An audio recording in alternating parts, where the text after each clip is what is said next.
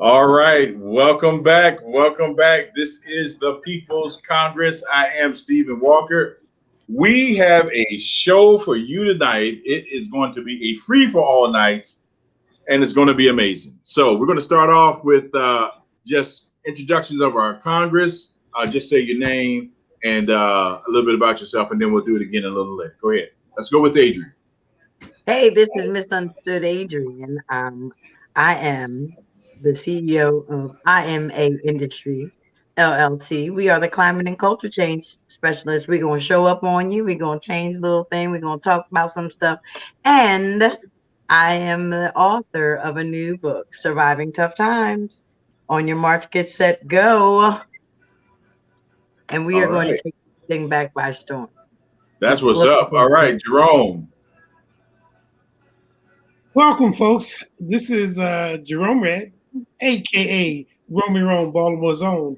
Welcome, welcome, welcome. All right, Maxine. Hello, everyone. The Levelist Woman coming to you from Raleigh, North Carolina. I welcome you to the ATS. Let's do it tonight. All right, go to Yamatelli. Good evening, America. This is Yamoteli Kwashi, new to Long Island, aspiring business owner. All right, Kevin, take it away. Hey, ladies and gentlemen, welcome to the future. Kevin Vaughn out of Kennesaw, Georgia, just outside of Atlanta. We're excited about you being here today.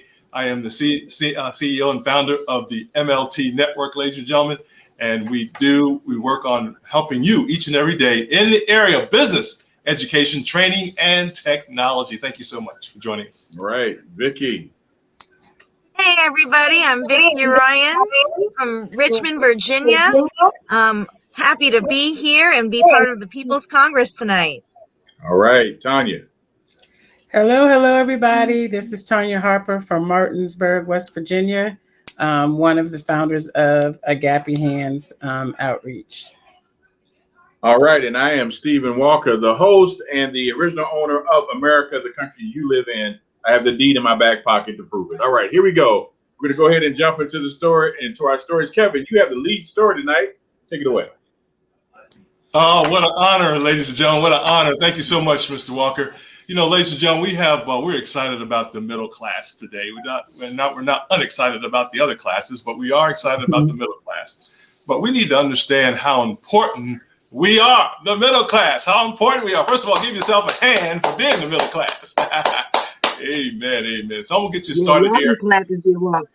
I'm on my way out of this joint, but go ahead. There you go. I'm sorry. Go ahead. I love it. I love it. Absolutely. So why is the middle class so important to us, ladies and gentlemen? You must understand that. You must know that. You must research that. Now, keep in mind, we don't have enough time to go over everything, so we're going to kick it off with some initial information on why the middle class in America is so important. Middle class Americans are the economy. Wait a minute. Hold on. What do you mean? Why are we so important? Why is the middle class so important? Because we slave every day. They the only people that go to work all the time. It's their money that's holding American back up. I mean, that's exactly right. Read the article. Read the article. Tell us why we're so important. We know why we get up every day. I'm tired of getting up every day. Tell me why it's so important. Tell me why. Amen. You're absolutely right, Adrian. That's exactly where we're going. Middle-class Americans are the economy's largest group of consumers. We consume a lot of stuff, man, which makes the engine of the economy grow. Of course, as you know, the middle class also keeps the economy in a balance. You all know about that, right? Balance between the other side and the other side. I'll just mention that right quick. And then next, ladies and gentlemen, without a healthy middle class, income continues to accumulate at only the very top. And we know about that. So we're excited about that. But that's the reason why we need to discuss, Stephen, why we're so important, what we can do about it, what we can improve about it, how we can bring other people up to the middle class area. And as we move up to the next level, we want to talk about that a little bit today. All right. So let's take a look at it. What Kevin's talking about is buying power. The middle class has the buying power. We are the consumers. So therefore, having the buying power means we can make some decisions that affect our life. That's what we're all about here at the People's Congress. We want to empower you to make decisions that help you change your life. ATS and Mexit is all about helping the middle class exit from this wasteful knowledge in your head that you aren't important. You are important. Like Adrian said, why? Because we work. Yeah, we are the engine that keeps this country running. You need to recognize who you are and what you have on your side. All right, let's take it to the Congress. Let's talk about it. Who wants to go first? Okay, well, God bless you, Tonya. All right. And is there anybody else that wants to talk about it? Well, you know, when you think about it from the middle class perspective, not only do we have the buying power and like we're trying to not try, but we are acquiring the control over it. But I often think back when my son was in college, and here I am in the middle class. It's hard to get a loan because you make a certain amount of money, but we don't make enough money to pay for the college education. Come on. You're caught in between both of them. I used to tell my husband, okay, so we eating hot dogs and pork and beans for how long? You know, because we want to get him through college, and education was very important to us at that, you know, always. And so I think about that all the time. We pay all the taxes, and then we're in a catch-22. We don't make enough money, but then we make too much money for certain things. So you're right. I'm ready to get out of this middle class. You know, it reminds me of the hamster on the wheel, just running, yes, running, but ain't going nowhere. Continuously. Right.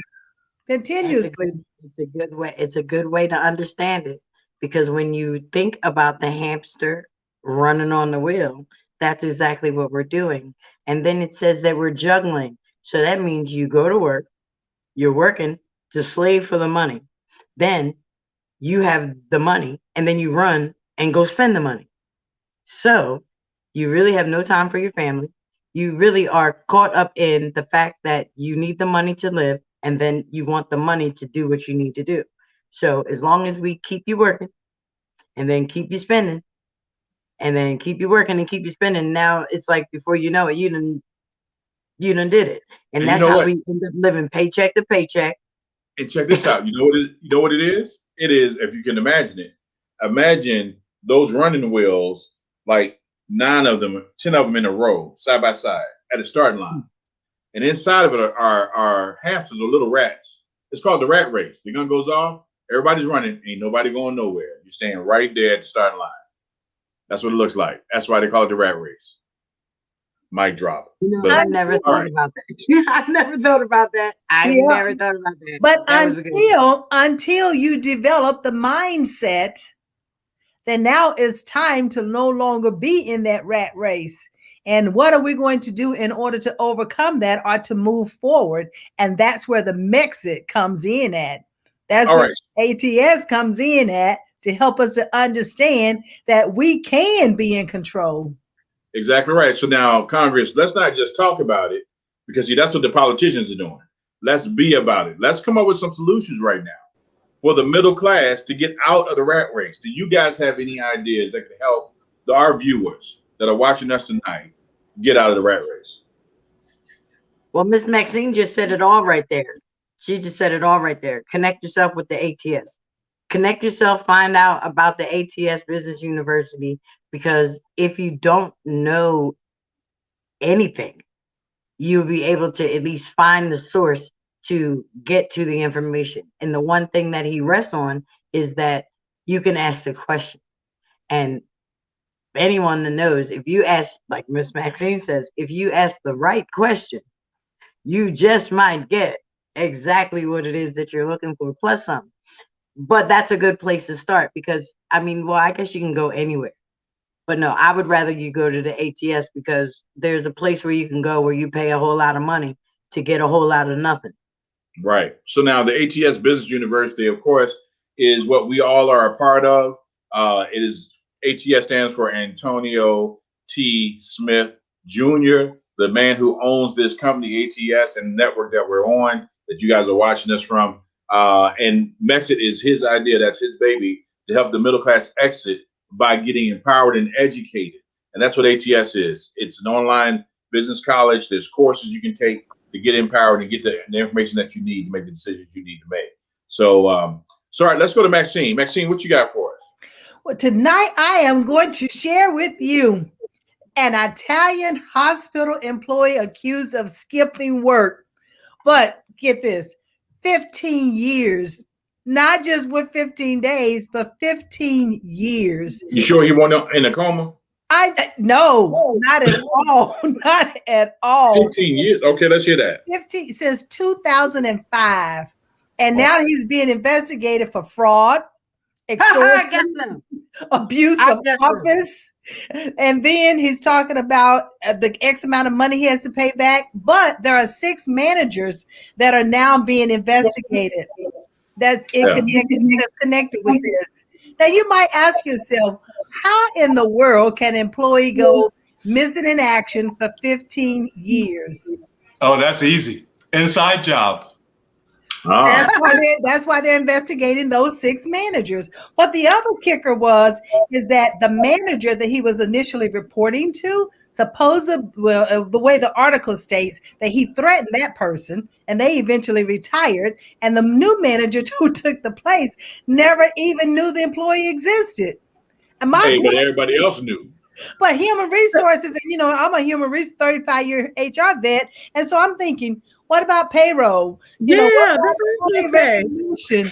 What about employee meetings? What about evaluations during the year? Yeah. How did all this go for 15 years? Exactly. Come on, Maxine, break that thing down. Exactly. Absolutely, that's powerful. I was like, say again, Tonya. I was like, how did he go that many years? Like Miss Maxine was saying, like when they checking off and doing their checks and balances with the paychecks and everything, and they were like, wait a minute, whose name is this? Who is this? Exactly. He was getting direct deposit. He was just getting direct deposit. What was the name of this company? You said it was a hospital. It was a hospital, an Italian hospital. Yeah. Okay. That's probably one of the places that you could probably get away with that, even for that length of time, probably because of the turnover and the retention rate and all that good stuff. Because I worked at a place, guys, that had over 30,000 people at one time, and you could not pull that one off for sure. Wow. So, yeah. Wow. Interesting. Sally, what you got? I wonder what type of position. I mean, because how could you go in and out? I used to work in a hospital as a registrar. And, I've registered the patients and then take them where they have to go, but I have to report back. So if I'm going like an extra 5 or 10 minutes, it's like, well, and so coming back late, you have to give an explanation. So it must have been some type of position where you're just kind of able to slide in and out incognito, I guess. Right. It stated that he was a civilian servant is what it stated. He was a civilian servant, but we don't know what that definition is at that particular hospital because we're talking about, an Italian employee in Italy. So. All right, Congress, this is what we're going to do. I'm going to go ahead and call it right now. We're going to take part of our budget this year. We're going to go to Italy. We're going to go to that hospital, and we're going to report live. All right, that's what we're going to do. Thank you, Antonio, for paying for our trip. We appreciate it. Look, the People's Congress does not joke. We take news seriously. All right, so we're going to travel anywhere in the world to make sure these stories are correct. Let's go to Aiden. Like she got something she wants to say. Yeah, I gotta report this live from Philadelphia. I don't want to go. Okay. Because Joey Black, Joey Red, somebody that was a made man somewhere said that he wanted this job. Y'all didn't hear this report. They said that the manager was hospitalized. Well, see, I heard hospitalized because he said that I can't do this. This is against everything. And he said, I said, this is my job and I need my stubs and I need everything to go. And that made man said, oh, okay, that organized crime stuff is not playing with nobody in anybody's. Oh, I see what you're saying. Okay. Listen to what just happened. And I need pay stubs, and I've been at work every day. I don't even take vacation. You know what I'm saying? I need all my documentation. Document me. I'm verified. I was here every day. And you bet not say nothing. Now, they said the man died. And then the other one just kind of got grandfathered in. He like, who? Just sign the paper, sir. He like, what? Just sign the paper, sir.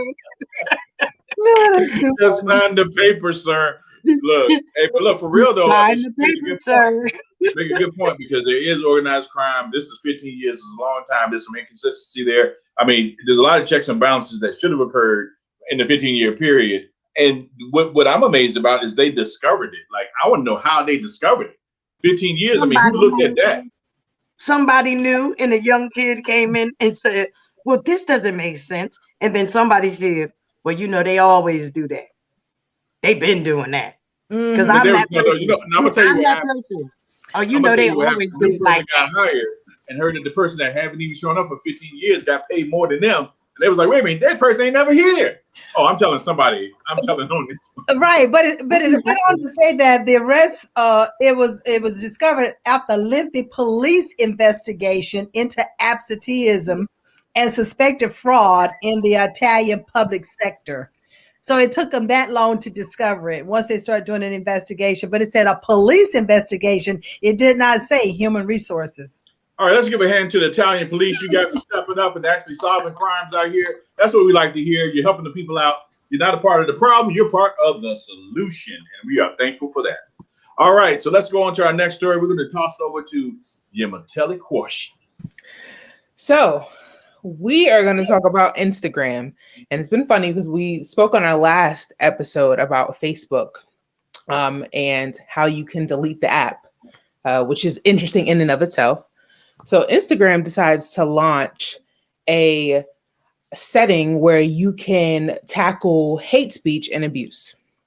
So pretty much Instagram has set up where you can use filters to use against words, emojis, anything that you deem as hate speech that comes directly to your inbox, you can filter that out. And also you can go ahead and report that. And I really feel that this might be a spinoff from what's everything that's going on with Facebook, since we know Instagram is pretty much like a subsidiary of Facebook. I think because of all of the privacy, and this is me thinking, this is not me saying it, stating that, but I think with all of the privacy issues, Instagram decided to really hop in the ring and say, we're doing all of this to really tackle hate speech, abuse, or more so privacy. So I think this is just pretty much another layer of just saying we're working with the kinks. People, don't be surprised or don't be alarmed. So very interesting, very, very interesting situation. Hey, Tonya, you will be happy to know that tonight Russia is targeting Yemateli and her broadcast in New York, and we do not appreciate it one bit. All right, so audience, if you're watching, anytime there's a glitch in the matrix, it's Russia's fault. All right, so let's move on to what Telly just said. Let's move on to the Congress. Let's talk about it. What do you guys think about that? Is that good, bad? What are the pros and cons of that? Absolutely. I'm excited about that filter because, in ATS, we talk about mindset, right? And I don't want nothing interrupting my mindset to where I'm going, ladies and gentlemen. So we want to be really passionate about that, Kevin. Yeah, man, we don't want no stuff coming in negative. Matter of fact, I had a good friend of mine the other night. He said he's allergic to negative. So as soon as it comes Come on, that's good. I like that. Allergic to it. So All right. ladies and gentlemen, we want to make sure we keep every possible negative area or anything that would be hateful or anything that will try to put you down. Make sure it doesn't come near you or to you, and we filter that out quick as possible, folks. All right, so let me take y'all behind the curtain a bit. We're going to slow it down, and we're going to take a look behind the curtain. All right, so this is what I see happening. Not that I know everything, but I do know some things, right? This is what I see happening. You can identify what's hate speech and block it. That's great. What happens when they say what you say is hate speech and they start blocking you? Thank you, because I've been blocked and I don't like it. Well, we can see why. But Kelly, you had something you want to say? Yeah, so actually, in reading about this and studying up on it, I decided to Google or research what hate speech is, because we hear it thrown around. Hate speech, that's hate speech. I mean, you could say something that's a truth and it's hate speech, but hate speech is defined as offensive speech that is targeted towards a race, religion, sexual orientation, or gender. Now, with that being said, all of those things, obviously, if you're saying something derogatory against that, we could understand that would be offensive. But I agree with Stephen. We've seen in recent years that there's been just an overwhelming censorship or cancel culture that we have come to know it as, censor people in which you don't agree with. And that just goes against the very foundation and bedrock of our nation. To have the Constitution, we have the First Amendment. And we know it's often thrown around First Amendment rights, but we do have First Amendment rights, and we should be able to express ourselves. But I do feel as though if it is harmful to someone else, then that's when you obviously can pursue other measures like arbitration, legal matters of that, of that length. But just because you don't agree with someone, you should not label it as hate speech. And so if you can't really wrap your mind around an idea that's so different from your own, the problem isn't the other person, it's you.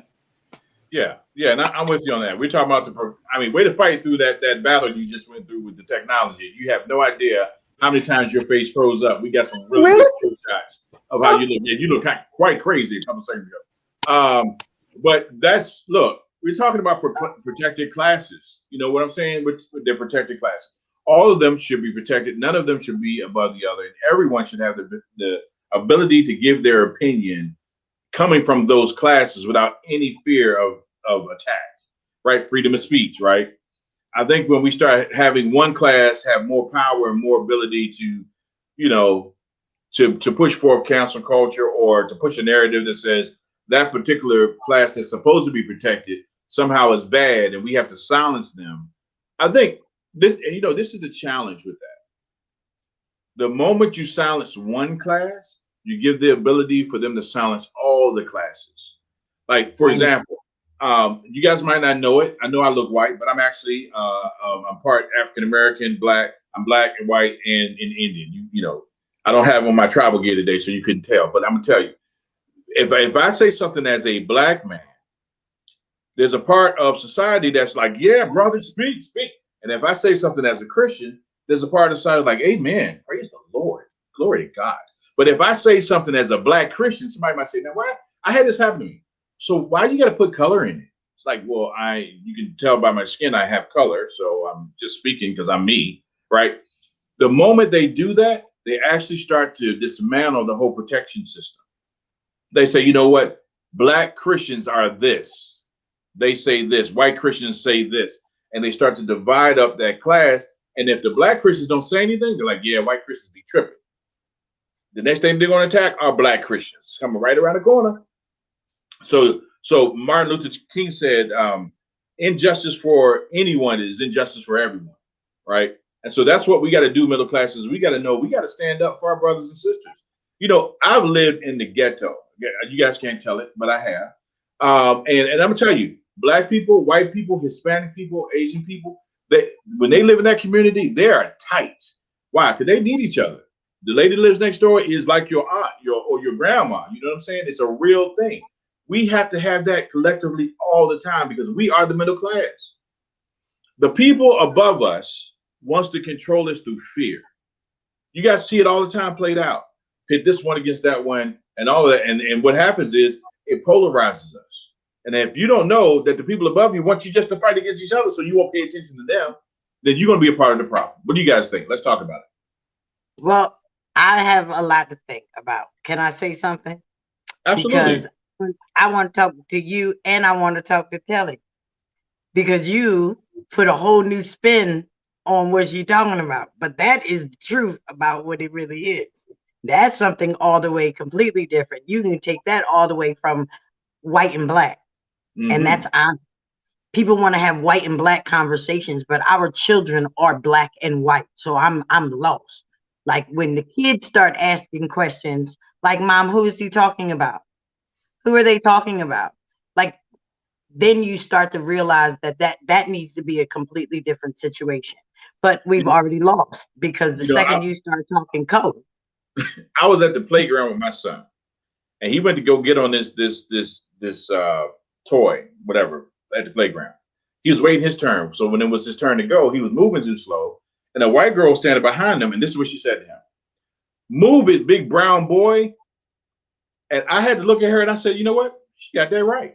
She called it like she saw it. That's exactly what he is, a big old brown boy in her way. They don't see, like, racism. It's not racism for them. They see each other as equals. You are with your girl with the pigtails. Can you move? You know what I'm saying?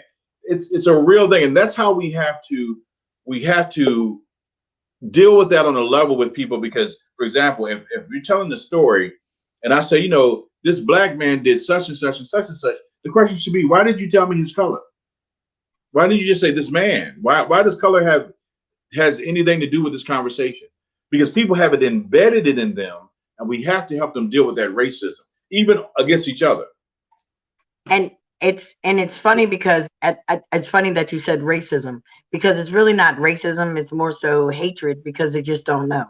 And because of the fact that they don't know, the second that they do know, they realize there's so much in common. There's, most people, when it comes down to it, they, like, you're black and white until the tornado rushes through your block, and everybody's house is mangled, but there's one house standing. So that's the house that we need to go to, because that's the only house that we can use. It doesn't really matter what color your neighbor is at that time. So it really shouldn't matter when everything is fine. Unfortunately, sometimes God has to send distress so that you can understand that everybody is the same. Shameless plug. That is what Surviving Tough Times is all about. Understanding. But it's really just understanding that you look at it different, but it's all the same. You heard it, I heard it, but it's all the same. They told it different. My son, I grew up in a predominantly white area.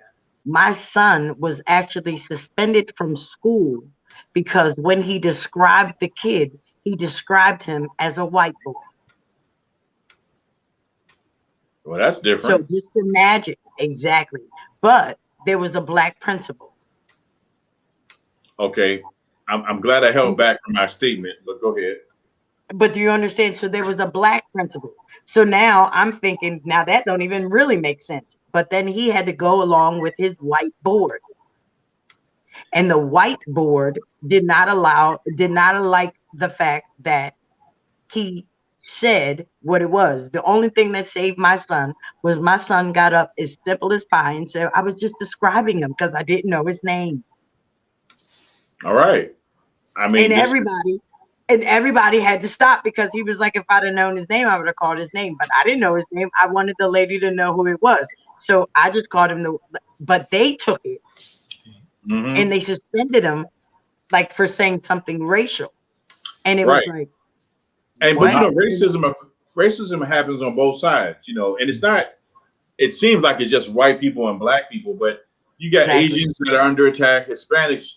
Actually, you don't hear Hispanics under attack because they will hurt you. So they don't really mess with Hispanics much. But but you see other cultures dealing with this issue, and we're not the only ones, right? So that's something that we really got to be conscious about, but look at trying to find solutions to change the issue.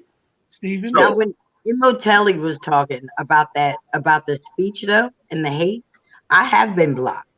And the reason why I have been blocked is because I have a way of coming off very harsh. No. I couldn't imagine that. The simple fact that my tag is God got goons. People automatically be like, oh my God. I don't resonate. That is hatred, and they don't even know me. I have a question. Yeah. Is that why you know so much about the mafia? Because you're a goon? Is that it? Listen, I'm trying to tell you. When I tell you that I rest my case with the blood, I wouldn't be able to sit here if it wasn't for the blood. Okay. All right. We have all had a walk, and I bless God for mine, because it gave me an opportunity to see both sides. Yeah. So now when I speak from both sides, because I came from greatness, and then I walked away from greatness and found all that the street and the hood had to offer. And it was not pretty, but it was a life. And we all have to understand that that is a life, and they are appreciated in their life. And right now they are really fighting for a voice. And until we are able to appreciate exactly what's going on, that conversation really can't happen. But yeah, the hood is coming to the boardroom. And like Miss Maxine just said, they can no longer do what they want to do and run somebody and say, I'm going to be on payroll for 15 years and never show up. Yeah. It's not going to happen like that anymore. Like, so now you're going to have to show up. If you want this job, it doesn't matter how you want to carry it. You're going to show up. That's if you want to get your check.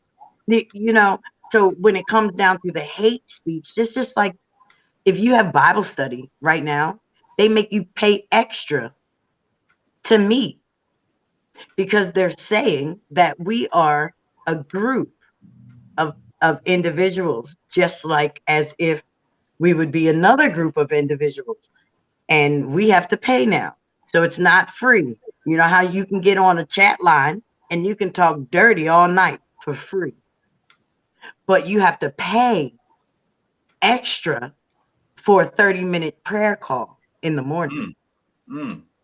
So well, when they say stuff about hate, that's where it's like they started it, honestly, when Donald Trump started doing all what he was doing. That's how they got it to pass so easily, because he was the one that was spewing supposedly quote unquote hate. So everyone was like, oh, we got to shut him up. Oh, we got to stop him.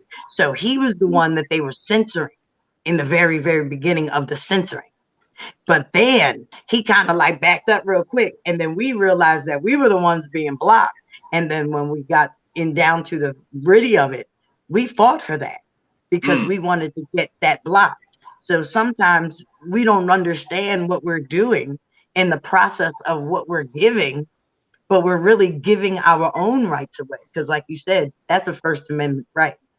And a lot of people stand on it, but we've given it away because we wanted other people to stop. And we thought by making them stop, that would handle it. So now look, this last 5 minutes is brought to you by Adrian.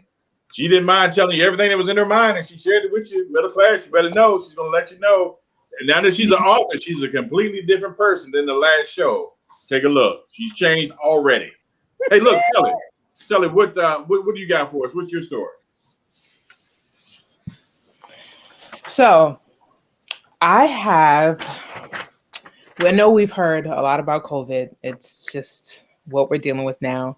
But I felt that we should come from a different angle and from an aspect that is often maybe overlooked, depending on where you live. And that is from San Francisco, overdose deaths exceeded COVID deaths in 2020. And it's almost shocking to believe that that is the truth, because all we did hear about was COVID. Sure. And while I'm not diminishing COVID, there are other areas and problems that were brewing alongside the pandemic. Mm-hmm. So last year, there were 713 people that died from overdose, whereas there was 255 that died from the coronavirus. And out of those deaths, 81% were men. And also the drug that was responsible for most of these accidental deaths was fentanyl, which, for those who don't know fentanyl, I'm sure we all are generally familiar with it, is a powerful synthetic opioid. And it is like morphine, but it is 50 to 100 times more potent than morphine. Yes. And they actually did a study from May 2019 to May 2020, and it was 81,230 deaths from accidental overdose in San Francisco. And so there's a lot. 81,000 people died from that. 81,000. Yes. 81,000. They be trying to cut that. They trying to cut the regular stuff with that fentanyl, and it's killing them. Yes. They're thinking they're getting high, and they really cutting it with the fentanyl like crazy over there, and it's killing them. Yeah. And they said nationwide. So we know a lot of, when we started hearing about the pandemic, it was around March of last year. And they said most of those deaths occurred from March 2020 to May 2020. And it's been a hardship for San Francisco because a lot of the residents, 27% of them did not have a fixed address, which is meaning they were homeless, which is another problem that is brewing in San Francisco. Homelessness is horrible in San Francisco. So having pretty much a drug epidemic on top of a pandemic and homelessness, Yeah, it led to a lot of disparity. In that's the a powder keg. So, Yeah, that's definitely a powder keg moment. That's so sad. it is. Middle class, if you're dealing with any kind of issues like that, if you know anyone that's dealing with any kind of issue, whether it be mental health or drug, please look for help for them. I mean, that's something that's real across the middle class and all classes actually are dealing with this. And so we definitely want to encourage you guys to seek help for yourself or seek help for others and try to help with these issues. So Congress, let's talk about it. Is with this happening in San Francisco, and this is just one area, to hear that 81,000 people, that's a lot of people. I'm saddened by that. I'm shocked we didn't hear about that. It's, but are you shocked that this is something that's not been reported in the news? I'm not shocked because we were at that time, there was a total number going for the COVID people. We were just talking about COVID in the depths because there was like a moment in there where we were, it was almost like an auction. They were like, no, 90,000 people gonna die this week. Like, so it was more like you would think that everybody was okay. Because it seemed like, I know in Philly, we got no news stories. No. What do you think about that? If it was an OD, we didn't hear about it. Absolutely. Yeah, I'm not shocked either, guys, because there has to be a plan, from the leaders of the city in order to help combat it. And I understand they couldn't anticipate everything, but we know what COVID, when the COVID hit, obviously the big, folks that really knew about the disease or the epidemic, they weren't prepared either. I mean, these people do this stuff full time. So let alone a city, and that could be any city, but I'm not surprised, guys, because the plan wasn't there. The infrastructure is not there. They don't have a budget for that. And I don't know if we'll ever have a budget for that, even for a next worst case scenario. So I'm not surprised. And it's so sad. It is sad because that could be one of my loved ones that fell into that trap because the system is not set up to protect anybody today, it seems almost. It's amazing. All right, Tonya, what you got? This is a very touchy subject for me. I'm actually a recovery coach. So I know here in West Virginia, when she was given the numbers, every day, constantly, there's many, calls that come in saying people have overdosed and, there's not enough, like we have things here or, there's just not enough resources for the people to get the help, that they need. Like Mr. Kevin was saying, it's just not enough. And then you got the COVID-19 on top of that, and people not knowing, how to deal with their mental health. It's just so many, different issues on top of other issues. So people just revert to what's easy. They go and look for that drug, something to cover up, what's going on in the inside. So it's just the resources and, being a peer recovery coach, like the best person to help is that somebody else that has actually been through the same exact thing. Cause they've tried the therapist. It's good that the therapists and stuff are there, but it's better when they also have that person that's actually been through it as well to work alongside them to help that person through those times that the therapist might not be able to understand because they've never taken that drug or never done it. So they can't connect to the places that person might need that connection with because they've never been there. So I know here in West Virginia, they've really opened up a lot of recovery. It took a lot of work and people, staying on top of, the governor and the senator and all that. So they've opened up more centers. But I know in California, the homeless, it's just the cost of living out there is so much higher, than other places. And the homelessness, like I've seen the things on TV that Miss Telly was talking about, and how people are making, alongside the streets and everything, just from being homeless, and they don't have an address. They don't know what to do.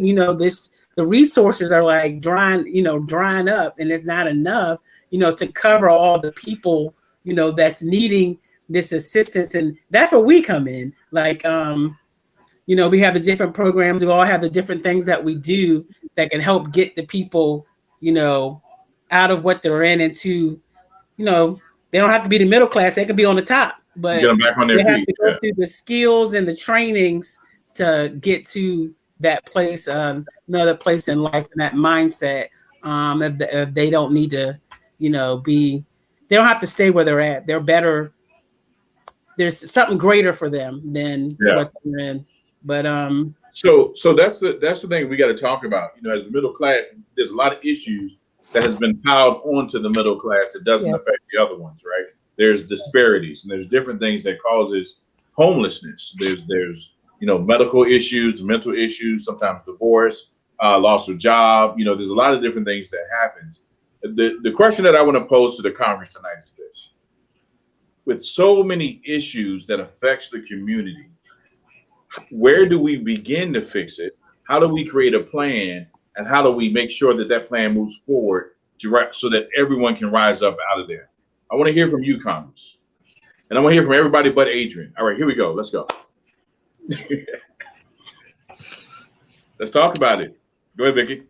Well, I was just gonna echo what, Tonya was saying. I mean, having recovery centers and having people who have gone through the experience being there to be somebody to be that support, to be that counselor, to be that guidance, is so critical. And, to have the funding for that, a lot of times it's like a public, if you're going to these centers, it's like, it's a private facility, and it costs so much money that you can't access it. And by the time, you're on a wait list, I actually, in 2015, one of my really good friends passed away due to an overdose. And she was 2 weeks out from going to a rehabilitation center, which is actually a pretty common, situation from happening. But, it just took so long to get to a publicly funded facility. And in that time, people are struggling. People are fighting for their lives. They have to take care of families. There's so much stuff that's going on. And so Tonya, I really appreciated what you said. Absolutely. That's good. One thought that I had, well, Jerome, you got something. Go ahead. Oh, okay. No. Look, I'm being from Baltimore. One of the things that runs through my mind is prior to COVID, our society as a whole was not equipped or did not take care, number one, the homeless, those with mental issues. I mean, I remember when I was growing up in Baltimore, a lot of the mental facilities that housed folks, that took care of folks, they shut those down and they put those people on the street. So either the families took care of them or the streets took care of them.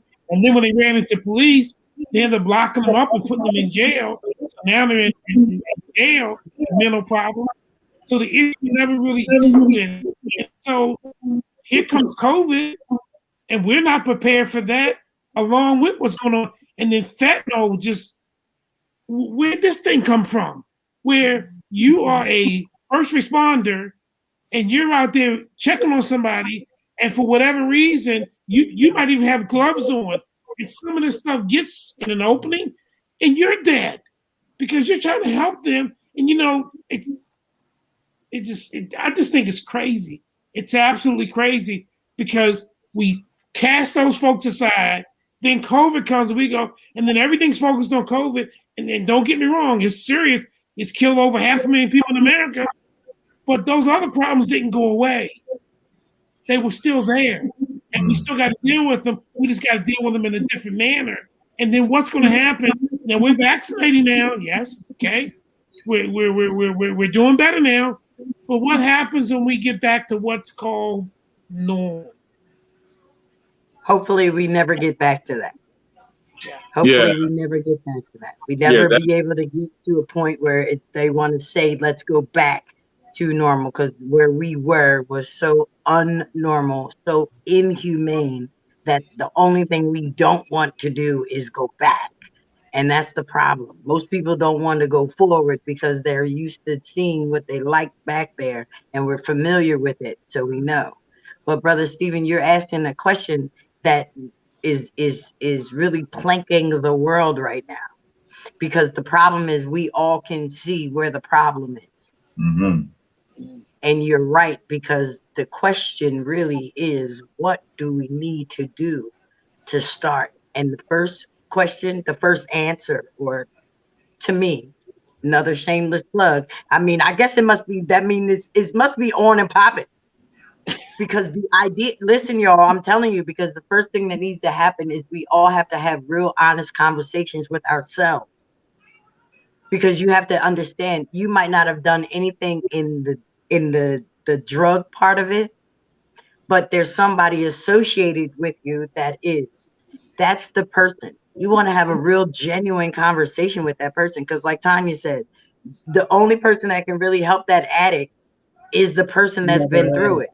So because we need to help the addicts and we haven't really been through it, we need to now give the platform to the addicts to let them know that it's okay for you to talk to me, because I need to know where you are, because I need to know what makes you go there, that you need to have that fixed. So then when we start to see what it is, because we might be the triggers. We might be the trigger. A person that's trying not to do something all day, like, you know, and I'll take a cigarette, because people like to say drugs and then, you know, they make it dirty. But an addiction is an addiction. The same way somebody is trying to get fentanyl, somebody is trying to go spend money on the credit card. Like, it's all an addiction, you know. But if you look at it the way that you want to look at it, think of the cigarette. I haven't smoked a cigarette in 3 days. Somebody come by and cut you off or do something, whatever. The only thing you know how to do, besides do any of the other things that you need to want to do, is just go grab a cigarette. Somebody might be smoking it. You might smell it. You say, let me get that. That fast, your whole entire flight of whatever you're working on is over. So then you have to ask yourself, am I the person that cut the person off? So the issue then, and this might be the solution, part of the solution. All right, we got a delegate from Washington. Marquis Washington is in the house, people. Give it up. So I think that was perfect. That was perfect. All right, so this is the thing. I think what we have to look at is the lowest common denominator. All right, we look at who are the most needy that are in the lowest state in our city, and begin there. Put all of our focus, it's kind of like the debt roll down, or the debt snowball. Put all of our focus in the areas where the people have the greatest need. We got homelessness. We got people who are hungry, people who have elderly people who are lonely and don't have anyone helping them. We have people who are not handicapped or handicapable. They need assistance. We look at the areas where the people are the weakest and the most vulnerable, and then we put all of our focus and our energy in helping them to get strong and help them become a contributing part of society and be solid. Then we go to the next phase, and then the next phase. And if we hit every level, we make sure that everyone is strengthened, the whole city gets strengthened. Anyone that elects a mayor that is not saying what I'm saying, that person should not be elected. How are you going to try to govern the people that you don't even care about, the least vulnerable, the people who are hurting the most? You know, they're going around to all these parties, shaking hands and getting donations and talking about how I'm going to help your business grow and help the economy grow. Who cares about that when the people are dying in the streets? The homeless people are mentally ill. They need medicine. You know, those are. Am I about to run for a candidacy? I feel it. An anointing. I feel it. And you sound like the people's Governor Walker.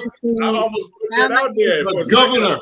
I'm right with you. It felt like a calling for a second. You got my vote. Yeah, brother. I have one more comment. When you were speaking, it couldn't wait till I finish what I'm saying. My bad. No, I'm joking. Go ahead, Jerome. You got it. You got it, brother. No, as you were saying that, you reminded me, and I know I'm a little older than some of you on the call. There used to be a artist back in the day when I was growing up, and Marquise might remember him. I know Kevin may as well. His name was Gil Scott Heron. Okay. And he put out a song that you reminded me of, Stephen, when you were talking about, because we've got to step outside of ourselves to help the less fortunate. And the title of the song was called Billy Green is Dead. And it goes like this. The economy's in an uproar. The whole damn country's in the red. Taxi fares are going up. You say Billy Green is dead? Well, the government can't decide on busing. Well, at least that's what they said. Yeah, I heard you when you told me. You said Billy Green was dead. But let me tell you about these hot pants that this big leg sister wore when I partied with the alphas. What? Billy took an overdose? Well, now junkies will be junkies. But do you see Gunsmoke last night? Man, they had themselves a shootout. Folks was dying left and right. Now, at the end when Matt was cornered, I had damn near give up hope. Why you keep interrupting me? You say my son is taking dope. Call a law, call a doctor. What you mean I shouldn't scream? My only son is taking dope. Why should I sit here like I'm pleased? Is that familiar to anybody? Check out what's inside your head. It never seems to matter when it's Billy Green who's dead. You know what that sounds like? Right. Let's go, people. Give it up for Jerome Rome. That sounds like we need to play Curtis Mayfield, Freddie's Dead on the next track. Just saying. Come on now. Wow. Now That was good. Freddie's dead. That was good. As you can see, Jerome got that gift of poetry right there. I mean, he did good right through the whole thing. Good job. You had me going. I was steady listening. I wanted you to keep going. That was really good. All right, guys. I thought he was going to break out into the actual, I was waiting. I thought he was going to give us a dramatic effect of it, but no, he didn't do it. But poetry was good, though. That was great. So now we see it in terms of a strategy and a plan. We want to make sure that we have that in place. Congress, I want you guys to know that they're looking to us. The middle class is looking to the People's Congress to point the way. Does anybody else have anything to say on the matter? Let's go to Maxine. I like the fact that you said start with your lowest common denominator, because a true leader, he has a vision, and the vision should always be top down and bottom up. Yes. And that way you meet in the middle. Mm-hmm. Therefore, no one is ever left out. And everybody understands the role that they play, and they can internalize on what they need to be doing in order to contribute to society. Yeah, yeah. And so starting with that lowest common denominator, when you said everybody focus on that lowest common denominator, is bring them in so they can have an opinion, they can have an input, so they'll understand their contribution to the vision.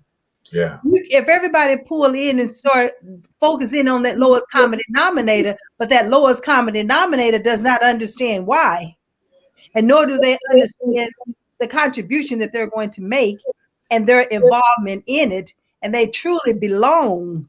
Belonging is a beautiful word that a lot of people don't feel today. And that's why we're going through what we're going through in this isolation with COVID, is because people who felt like they didn't belong. And now they're isolated, but those homeless people are still feeling the same. Those drug addicts are still feeling the same. Anyone who has an addiction is still feeling the same. I love what misunderstood Adrian said. She said, it does not matter what the addiction is. It's still an addiction. We have food, we want to buy, although we don't have the money. So that lowest common denominator is not always a homeless person. Yeah, that's good. Right. So we have to look at it going from top down driven and bottom up at the same time. So we meet in the middle. Then we have a win-win for everybody. Yes. That's right. Yes. That's right. Tonya, what you got? I just wanted to thank Ms. Telly for, bringing that news article to us this evening. It really took me somewhere with that. And it reminded me of some things and putting some stuff in. Remind me of some things and some things that I need to do personally in that area. Working with people, because I am a peer recovery coach, which means I've been there 16 years. So I have 16 years under my belt, so I can share with someone else, how to, work, go through it, get through it. And because those times do come, because when like you really have those mind games, like especially when the COVID-19 came. And even though I have 16 years, it still came up, especially when stuff started going on with my husband and stuff. And I'm like, oh my gosh. And then the mental health, like everything plays a part, but you got to be able to have, who to reach out to, have those resources and people and know who the people are and how to know yourself and the triggers and all those things so you can continue to stay sober. But if you don't have the right network, the right connection, the right people, you don't know your triggers, you don't know this, you don't know that, it's easily to slip back into what you were doing before. So that's good. That's good. All right, middle class, we are trying to give you the answers that you need. We are the People's Congress if you're just tuning in. And we do have our delegates giving great answers tonight to help you and your family fight through what is happening to the middle class. Our goal is not to leave the middle class on our own. Our goal is to have the whole middle class exit together and no one will be left behind. If you're hurting, you will not hurt alone. Maxine, what do you got? You ask a question, what can we do as a solution? Here I am, a life coach and a career coach. And probably about 4 or 5 months ago, I was asked to start contributing and doing some workshops for recovery individuals. I never knew I always known the importance of it. But I think misunderstood Adrian, or maybe Telly said it, that you might not be the one to have gone through it, but you could have had a family member or a close someone that you love that have gone through it. And having had that experience, I was able to reach back into that part of my life in order to help these individuals. Now, I'm talking about from a career perspective. I'm talking about resumes and interviewing, right? But you have to meet them where they are. And when you meet them where they are and that light bulb turns on, and you can see that twinkle in their eye, and you can see it in their voice and in their mannerism, and their confidence level started increasing.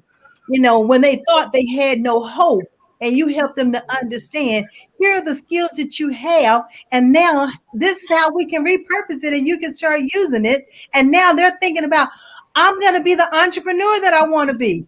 I can do the sales that I thought I want to be. I can be the cook and the chef that I want to be. So all of that's the kind of stuff. If we want a solution, those are the kind of things that we can do. We can be a mentor. We can be a coach. We can go right along the side of them, and we can be a part of their journey as they walking through it. We never know what side we'll end up on one day. That's right. That's good. That's good. All right, Maxine. Oh, goodness, Maxine. She's in the center square, and there's a reason why she's in the middle, because she's in the middle class exit, and she's trying to help you guys exit. Now, look, what she said, I hope you guys quote what she said. Everybody can help and be a part of the solution. Now, that means that in your community, if there's homeless people, you need to figure out who in your community should be responsible. And if nobody's stepping up, that person is you. So you got to start pulling churches and nonprofit organizations and businesses and like, look, let's come up with a solution to get Mary. Mary's always walking past. We're always saying hi. We know she's homeless. Look, you got a warehouse. Ain't nobody living in your warehouse. Why don't we give her a space? Let's cut it out. Let's build it. Let's get a building. Give her an apartment in there. Zone is already zoned for apartment. You can look through it and say there's a way to fix this, but we have to do it together. And the other thing you got to realize is that the people who are homeless, a lot of them are homeless not by choice. Right. They are really trying to come up, and the homelessness is not the only issue. But what we want to do is we want to look at all the issues and figure out what are the solutions in your community. Right. And we have to do it together. And the only way that's going to work is if we start communicating, and instead of looking at people and talking about people, oh man, they always stand on the corner asking for money. Well, you know what? Why don't you go ask them, do they need a job? If you got a company, why don't you put them to work? Well, they don't got no clothes. Well, you know what? There's plenty of places churches got clothes. Go to a church, they can give you clothes. You know what I'm saying? So there's answers for the problem. Go ahead, Adrian. That was a good moment. I don't want to mess the moment up, but I want to really talk to the people that we do see every day. You do know that it is all right, because it is your responsibility to not give somebody money every day. It is your responsibility to speak life into that person that you are giving that money to. It's your responsibility. Remember, John said money, what is a silver and gold I might not have. You better give them something. Stop giving them change. All right, so that comes down I will tell you in a heartbeat, I will tell you, as crazy as it may sound, the man that opens the door for me, he only opens the door for me maybe once or twice. After that, the conversation that we have had, it makes him get up before I even get out of my car and go and do something different, because he now knows that I want more from you. I work hard for the money. I don't have a problem giving it to you, but I'll be damned if you're going to be sitting on the ground and you think just because I walked up here, you're supposed to be getting my money. No, bro. And we have the right to say these things to people. Sometimes people feel some type of way. And another thing, sometimes you got to ask somebody else about being homeless. You know, I know a lot of people that's homeless, but they're not really homeless. They're defiant. Or they decide that they just want to do what they want to do in somebody else's house, and that person ain't going for it. You're not homeless. You have another problem. And sometimes it takes another person to speak some stuff into somebody. And I'm only saying this because I speak to people. And when they start to talking about, well, I can't be in the house at a certain time. No fool. You sound stupid right now. You got a house. You just need to follow the order.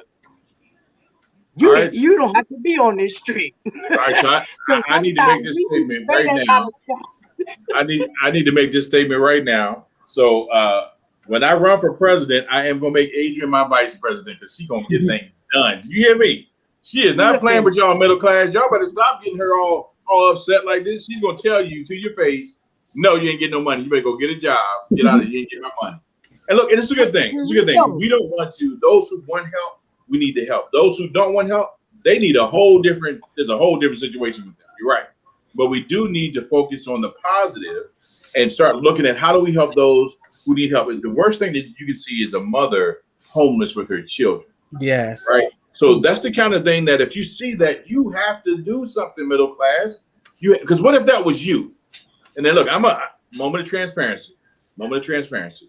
There was a time where I lost my job. My wife lost her job. We had the American dream. We had that beautiful house, the 2 kids, and the dog. All right. We had the American dream. We both lost our jobs. We lost our house to foreclosure. We lost both of our cars, and we were basically homeless. I was trying to figure out where we was going to get food every day for my family as we were going through foreclosure. So just because a person looks okay doesn't mean they are. And just because it looks like they have a house doesn't mean that house is theirs. You know what I'm saying? You got to ask people what's going on with you and check on your neighbor and figure things out. But don't leave people out in the cold. Do you know how humiliating it was for me to have to think every day, where am I going to get dinner for my family? Right. And when you've already gone to all the places you've already gone to and you got to stand in line, and you know that your neighbors are throwing out more food than you can eat. You know what I'm saying? So that's the kind of stuff that as a middle class, we have to be more observant and more caring and communicate more so we can know who's in need. And if somebody's in need, for example, let's just say this. Somebody's in need, like go to Adrian's point. She got kicked out of her house because of her attitude.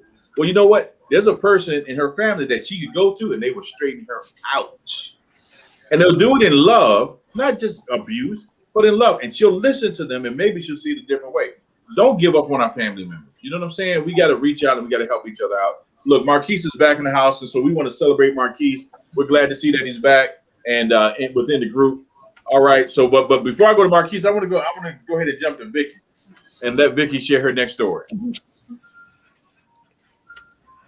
You're on mute. There you go. Good. Okay. And actually, Marquis, the story is actually in honor of you. And so, I saw the story and we thought about our conversation last night. And I can't even believe that this popped up in my email today. But the story that I've got today from Wired, they hacked McDonald's ice cream machines and started a Cold War. And so, as you know, there is a huge issue with McDonald's not having ice cream, it being out of order, just like Marquis was saying last night. I've had that happen. I'm a huge fan of strawberry milkshakes. I cannot even tell you how many times I've gone up to McDonald's and have not been able to have my strawberry milkshake. And I'm like, why do I don't even I don't even want to order because I can't have my strawberry milkshake. That's right. So I will let you know, though, that because this has been such a huge issue, and the reason why, one of the interesting things is that the O'Sullivan, Jeremy O'Sullivan, who sells these machines to McDonald's, it costs $18,000 per machine. But honestly, it's got so many codes and just weird kind of secretive language and kind of categories that it's really, really hard for people to kind of figure out what to do. And so there were these two individuals, I'm going to do a shout out to millennials, the two individuals who about 2 years ago made a machine that like decodes and like hacks this $18,000 ice cream machine and basically says, hey, I know you've got all these impossible codes that you've got to do to fix this machine, but we're going to go ahead and get it done. It kind of interprets everything and allows you to fix the machine. Okay. So I'm just saying, solution is coming in a big way. All right, Marquis, all right. And look, if you don't know what we're talking about, you got to go back to last episode. Probably the best show we have done up to this point. So please give us thumbs up, give us 5 stars. Let us know that you love everything that we're doing. And last show was really about Marquis. He ended it on a high note talking about McDonald's ice cream and how the machines were broke. But that's a great story and it's timely. So that's right on point. How do you guys feel about that? You believe that the machines are actually going to get fixed? Are we finally going to get ice cream when we want it? Well, you know what's exciting about this story, Vicky, is the fact that when you have situations like that, innovation, ooh, I love it. Innovation comes out. Innovation. You got folks that have ideas that I can do that a little bit better, faster, and cheaper. And guess what? Marquis and Vicky gonna get some ice cream today. That's what's up. That part of it, guys. Marquis, what is your thoughts? I want to hear from Marquis. What are your thoughts? Well, first of all, Vicky, good looking out. That's my girl right there. Appreciate you. I really appreciate that. That warms my heart. It almost brought a tear to my eye. You almost had to do one of these numbers. That gives me hope. It does, but I'll tell you what, to sound like the old fart in the group. Back in my day, all they had to do was pull a handle down and you got ice cream. I don't know why stuff breaking down now when all we had was a handle. Just you get it and you're eating. I don't understand what the deal is with. I mean, you said codes. The codes? We're talking ice cream. We ain't talking nothing complicated. We're talking soft serve. I don't know how they jacking up soft serve. What is in the ice cream that somebody need code to hack the ice cream? That's why we, Vicky, you and me, we probably need to go ahead and go in business. Let's do it. We're all about that. And make our own ice cream. Let's go. Congress, we're about that. Let's make some money together. Hey, let's go in. You got investors right here that might even help you guys do that. What we gonna do about the employees that just don't really want to wash the machine, and they know now that they don't even be on Mexit, so now they didn't even know because we gonna know and we're gonna be ready to fight somebody. Don't you? Because I'll be mad as already. Because I will volunteer to clean my machine. They say that. Maybe we do it this way. They say that snitches get stitches. Maybe we do it this way. At McDonald's, if you snitch on somebody, how about you get a raise? Let's get them employees out of the company and get some real people who, when you walk up, they don't say, what you want? How are you going to say what you want when you behind the cash register? I'm a customer. How are you going to ask me what I want? I want you to have a better attitude. Where's your customer service? You know what I want? I want your manager. Go get your manager, please. Because you know what? When you're paying for food. I went to McDonald's yesterday and the manager stared at me. And I was staring at the manager. And I was thinking, well, I know he got on a solid shirt. So you are the manager. I said, so what am I supposed to do? He looked at me and said, you got to put your thing in the thing. I said, I got to put my thing in the what? He said, you got to put your thing in the thing. And he started pointing at the thing. And I'm like, the what? I said, yo, bro, I don't want to put my thing in the thing. I don't work here. I want to talk to you. So you can put my thing in the thing. He said, this was the manager at the McDonald's, and I must have pulled up in a McDonald's because of you. I don't know, Marquis, maybe. But he definitely said you got to put your thing in the thing. Now, I'll tell you like this. Here here in Indianapolis, we have a car wash. I'm not going to give them any names, but they have their employees crossing the T's and dotting the I's. They're all about perception. All of the employees wear a tie. This is a car wash. Hey, Marquis. Yes. This is the People's Congress, and we give props where props is due. What's that company? Give them a free plug. Let's get it. It used to be called Mike's Car Wash, but it later became Crew Car Wash. All right, give it up to Crew. They're doing it right. But go ahead. And when you see them, every car wash is exactly the mannerisms. I'll say it like that. The gestures. They have signs, pull forward, stop, and before you go in, they will wave at you and they will speak to you when you roll up in there. Hey, how you doing? What do you need? Dot, dot, dot, dot, dot, dot. And I mean, every car wash is like that. So the company has created the image, and they are very tight with the expectation of the image that protects the company. Now check it out. So they're protecting their brand, right? That's what that's about. Exactly. Exactly. And when people go to that car wash, they have an expectation. And every time that I've been there, I got unlimited. Every time they talk to you, they rush in, but every time, it never fails, because that's what's expected of them, and they don't know who's coming in that door. And I'm sure when some people slack off, they hit the right one, they will get reported on.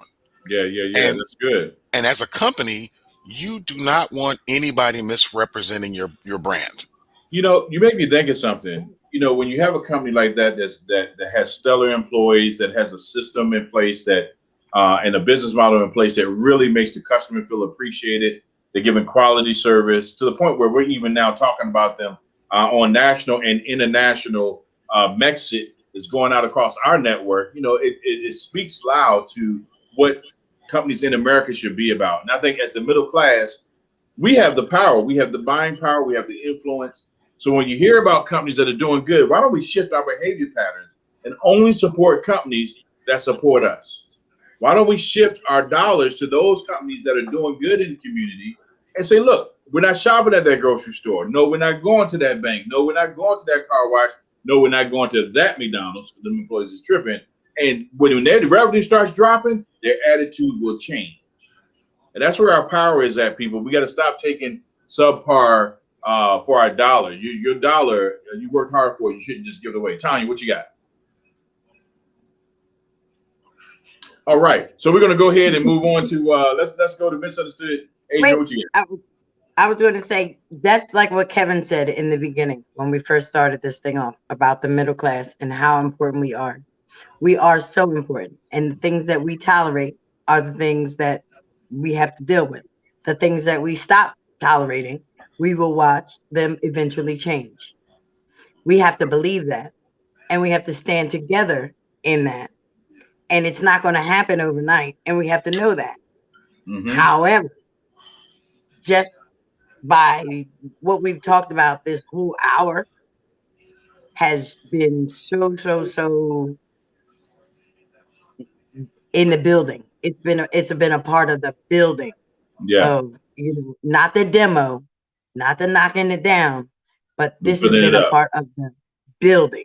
And it's important because your foundational structure is so important. But when you're talking about going into an establishment and having the familiarity or, catching that brand from the door, it makes you feel like home.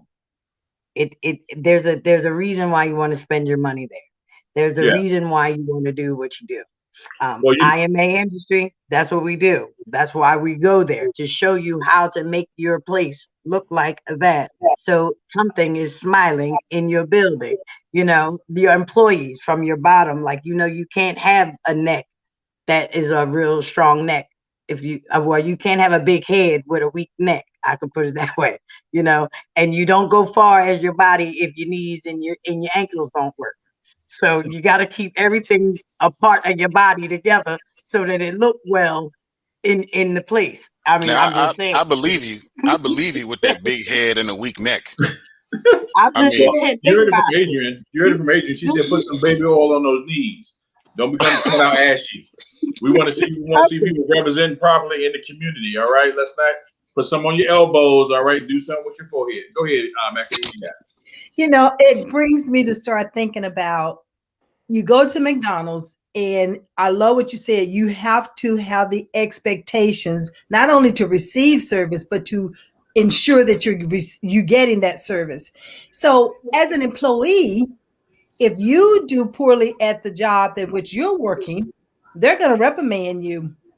So why should we go to an establishment and allow employees to be that way, or even allow the organization to present itself that way? I love what you said. We are in control. We have the power as middle class. We can either support or go there or not go there. Right. And so when you start making those decisions, then they would start changing their vision and mission. So let's look at those vision and mission statements and not just look at them as though words on a piece of paper. Are they truly, living that mission and vision that they have on their website, stating that they are customer service or customer friendly or customer focused? And you find out that they truly are not. That's right. That's right. Look, middle class, it's all about us raising up the middle class's mindset so that you guys can see what's happening in the world, so that you can begin changing the things that you can change with your dollars, with your voice, and with your actions. Kevin, we're going to come to you, brother. What you got? Yeah, real quick. That's when Maxine just triggered something in me. We were talking about the social media earlier. So now we can use the social media for the power of putting in those comments. There we go. That's right. The power of social media. So, Kevin, where is the middle class with their income versus debt? Oh, Stephen and everybody, we got to talk about this because y'all talked about the money. We have the money. I want to know how much money we got or supposed to have. So let's talk about that a little bit. So I'm going to talk to you guys, and I'm going to give you both sides. Where is the middle class versus income and debt? So y'all get ready because we're going to talk about it a little bit here. Middle class is defined here in the U.S. as those adults with a net wealth. They call it wealth. Interesting. Wealth between $50,000 and $500,000. Very good.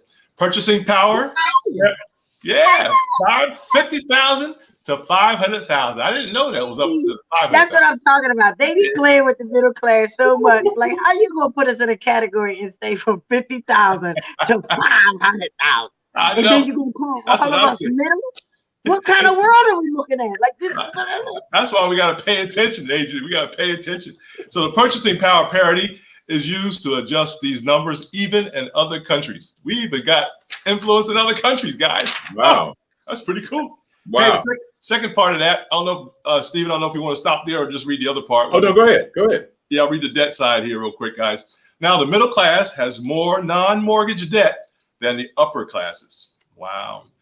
The survey found about 62% of the middle class has credit card debt. Oh, no. Compared with roughly half of the affluent.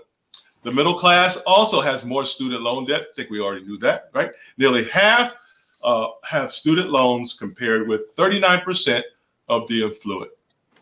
So our money goes right out the door, guys. All right. So let's talk about that because that's pretty loaded. Kevin, you might want to grab that sheet of paper again because I see some indicators in this thing for the middle class. Yeah. You said that the middle class has less mortgage debt. Right. Now that sounds like a great thing. And I was like, but there's something wrong with that statement. What does that mean? That means they don't have houses. Right. They don't have houses, but they got cars and everything else. They got shoes and handbags, apartments, and stuff, but no house. Right. So there's something wrong with that. Vicky, did you have furniture in a house like that? Vicky, did you have something on that? I mean, I'm still shaking my head. I can't believe that little old me here at the $50,000 limit mark. I can't believe I'm in the same category as somebody that's in that 500,000. That's a whole extra zero there. Okay. That's a whole extra zero. Okay. And you thought a zero wasn't worth nothing. You put it on the end of it. It's worth a whole lot, let me tell you. So that's I'm still wrapping my mind around that. But Kevin, thank you so much for sharing this information. This is good to know. Good to know. So middle class, if you're making $500,000, the People's Congress wants to talk to you. You are in the middle class. you need to be coming to see us. We got some things we need to do. And you're a part of the solution. You're not a part of the problem. And we appreciate you. If nobody told you today, the People's Congress appreciates you. All right. We need you to reach on down to the 50,000 group. All right. We need to get that up a bit. We're all part of the same class now. We're all part of the same class. So we're literally in the same boat. We're literally in the same boat. And you know what? If they treat the 50,000 household a certain way, they're treating you the same way too. All right. So just because you got that extra zero, don't be uppity, because they're coming for your throat too. So we need to get together from, if your household, all right, hear me. I'm making this statement right now. Please make it plain. Make it plain. If you make between 50,000 and the 500,000, you are a part of the People's Congress. You right now. You're in automatically. Everyone in your household count. We're gonna do a census.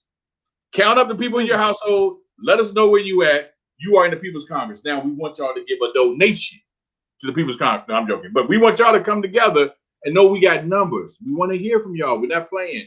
We're not playing. We need to hear from the top to the bottom, like Maxine said, from the bottom to the top.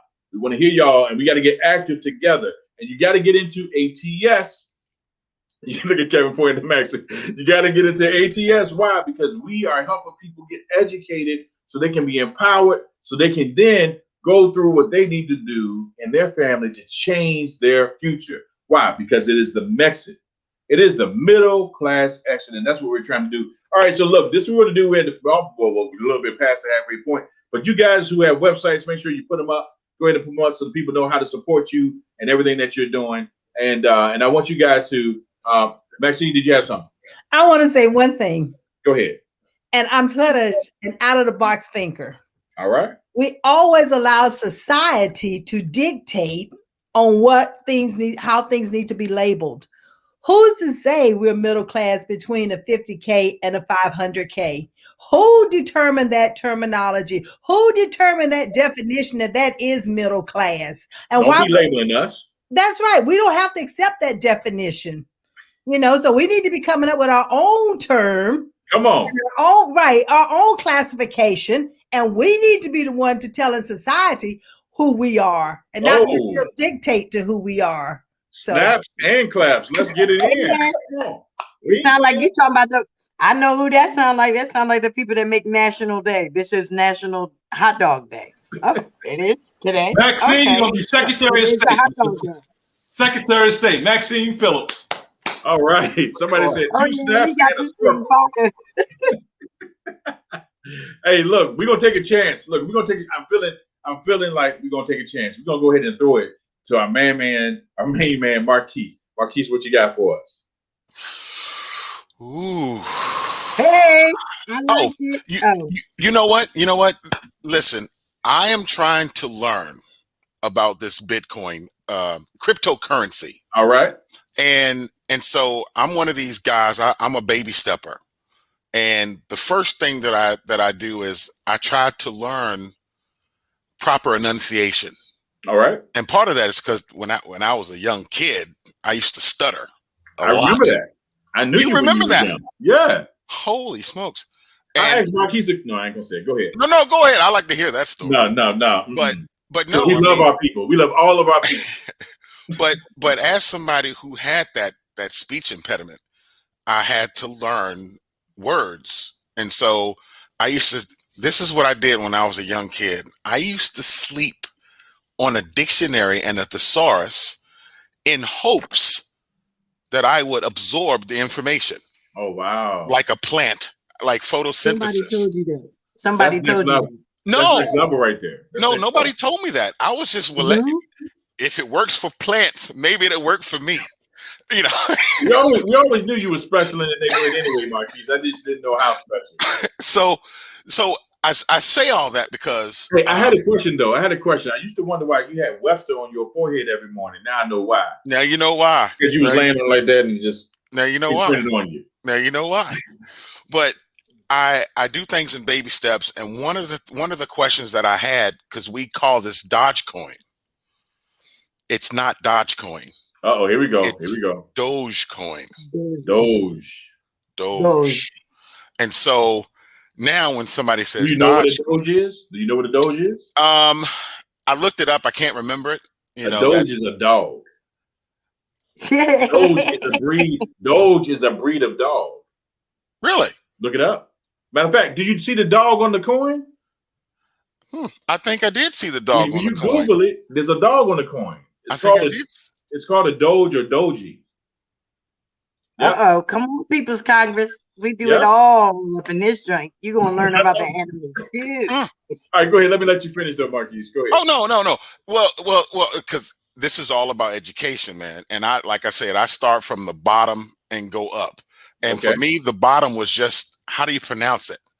And now that I know when somebody's talking about Dogecoin, because I had never heard it before, I'd never heard that pronounced like that before. Mm-hmm. So if somebody was walking down the street talking about Dogecoin, I wouldn't know what they were talking about. Now I know I have the ear to hear it and know what they're talking about. Maybe I don't have the rest of the information. I got to go through the coursework, but that's how I begin my education, by first learning the language, the proper pronunciation for the things that you're trying to learn. Okay, I got you. I feel you on that. All right, so let's weigh in on the matter, people. What do y'all think? Matter of fact, Marquis, that is so important about really getting that right, because you got some folks who sell you stuff you won't even know if it's right or wrong, man. You get the wrong stuff and you just pay full price for the right stuff. It's amazing. Well, you know what? Let me tell y'all something. We gotta educate ourselves, and we gotta show people we know what we're talking about. That's what we do here on the People's Congress. If you see me looking down, that's because I'm looking at my phone. You know why? Because, bam, let me hold it up for you. What is that? That's a Doge. That's the dog I was telling you about. Right there. Boom. So what's a Doja Cat? Huh? What's Doja Cat? Or is that a person? I think that's a rapper. A rapper. Oh, it's a rapper? I only know because of my niece. No, Doja Cat. I've heard that before. Okay, Liz. Yeah, we're gonna edit that out the show. So we ain't giving none of them no plugs. We ain't doing that. We need to raise up the middle class. We don't even know who they are, what they're doing. All right, so we're gonna hold them comments to ourselves. All right, let's see. We're gonna go to Tonya. Tonya, do you got a story for us? Yes, I do. My story tonight is in reference to this gentleman by the name of James A. Samuel, who has made this app where it will turn your phone into a body camera. And what inspired him to do this? He is a Black man. He is a vet. And he just watching all of the people being pulled over, by the police and all the things that have been going on. The verdict of the George case just yesterday, that inspired him to, to make this app. And how you hook it up is that you download the app. It's called Angel. You can link it to, like, if you're married, you can link it to your wife or husband and whoever's the closest to you. So if you was to get pulled over, you just have to activate it, and automatically it'll be sent to their phone where they can see what's going on. Also the GPS of where you're at, the exact location if they need to come there, alert who they need to alert, just to make sure that you remain safe or remain alive. And we've gotten to that point where, it is needed because, like I said, it's not just George. It's been a whole line of other people that have lost their lives from, the different things that are going on. And a lot of times we don't want to talk about it. We try to cover it up, put it under the rug, but, it's happening too often now. And, you used to be able to believe everything, what the police say and all that. But as you can see, you have to have some type of stuff for yourself because you just never know. You want to make sure that your loved ones come home alive. Yeah, you're absolutely right. Marquise, what do you think about that? I think it's definitely necessary that you all at least have a measure of protection, and that protection is having a cam on your person, because when you go to pull out a cell phone, guess what? You done just You got might get shot shot. because of misidentification of what you had. Whereas if you're wearing it, it is what it is. But the other thing too that I posted in the chat was the cell phones. You can, I mean, a lot of us have multiple of these, right? There's a way that you can actually make these in the dashboard cameras as well. So when you got these old cell phones, keep them around. You don't have to buy a dash cam. Just get the tech into the old phone, put it on your dashboard, and use it as a dash cam as well. So the tech is out there for your protection, but you just have to know what you're able to do with that technology to be used to your advantage.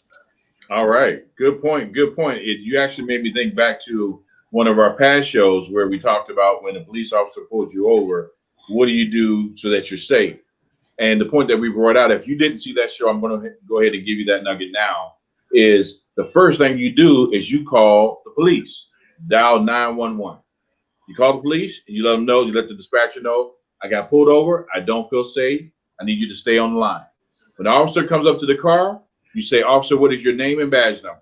You repeat it into your phone and you let them know, ma'am, I need you, or sir, I need you to stay on the line until I finish with this officer. I do not feel safe. That officer has now been put on notice, and that dispatcher has it on record that you're talking to them because you don't feel safe because of that officer. So anything that officer says to you is definitely going to be recorded, and they'll be reviewed if something happens to you. That's what you got to do to be safe, and you need to teach your kids that technique, because you put your phone, once you dial, you put that phone right on your dashboard. You put your hands on your steering wheel so they can see both your hands when they come up, and you let that officer know the dispatch is on the line and this is being recorded. I tell you, the officers will shut down all that craziness. They'll know you ain't joking, and you'll be empowered and you'll be safe. All right, guys. That's a blessing. Every time I hear you say that, that's a blessing, because I just have this thing about speaking so much.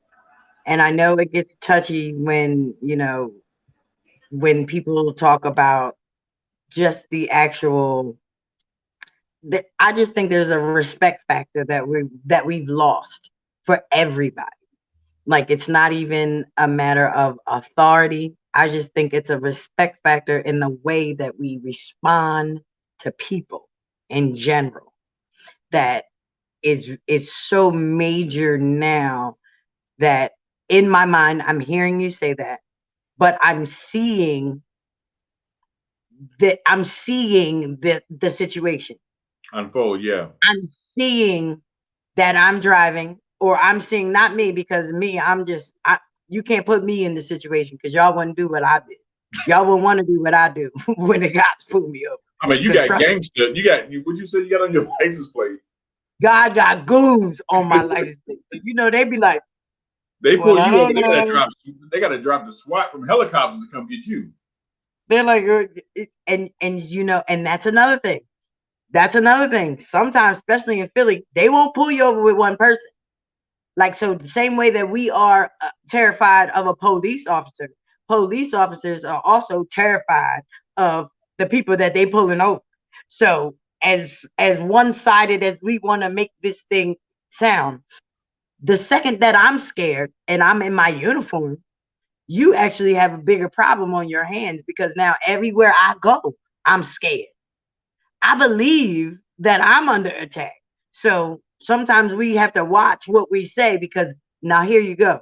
We're getting pulled over. Somebody's getting pulled over. The minute that the cop pulls your lights, you hitting your phone, you doing all whatever. Oh, yeah, right. Now you on the phone with 911. You're giving demands already to a place where people don't even like to be demanded. They believe that you need to be getting your information from them. So you're already giving them a demand, right? You're telling the lady, and I don't feel safe. This person ain't even came to your car yet, right? So now I guess you're not safe because of news stories and things that they've been put in front of you. So now you're not safe. Okay, I hear you. But now the cop is coming over. Now, before the cop says anything to you, instead of license and registration, you say, officer, I'm on the phone with 911. I need your badge number and your name.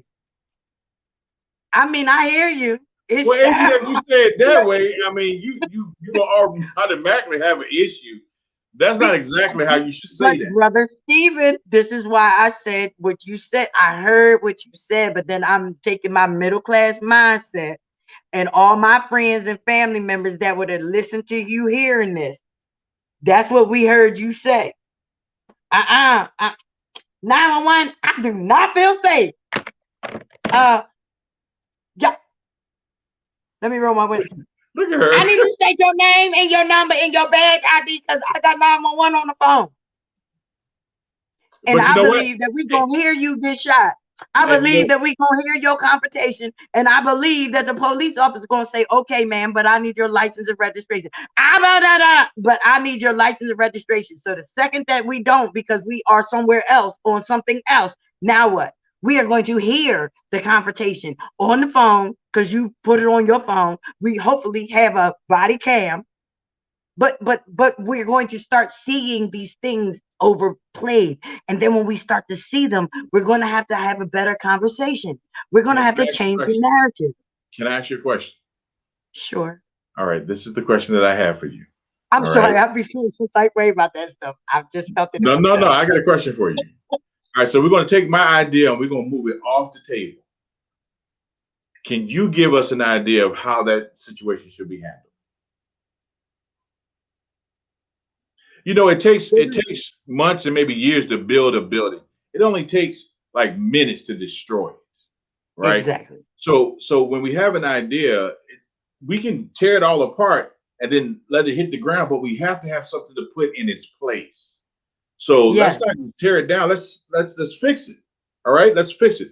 How can people who do feel unsafe because of bias, because of the news, what do they do when they get pulled over?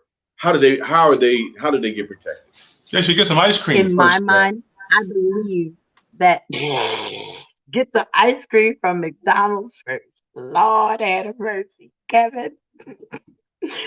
But no, honestly, I believe that we all understand what's going on.